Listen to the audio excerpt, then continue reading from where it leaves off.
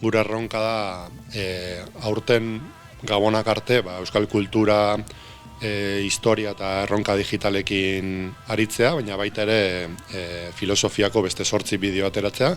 literatura unibertsaleko beste 4, hori izango da pixka bat Gabonak artekoa,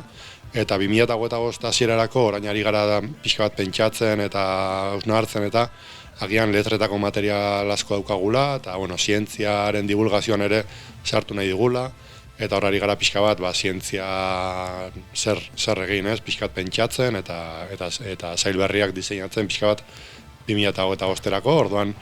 gure helburua da ezagutaraztea sortu dugun material hau, ja behin egun bideoko katalogo bat izan da, iruditzen zaigu,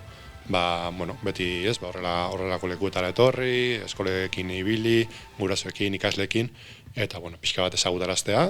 daukagun material hau, sarean dagoela, musutruk, librean, eta eduki berria sortzea, baina beti ere benetako beharrei erantzuteko, eta divulgazio lana egitea, humoretik, baina rigorearekin, eta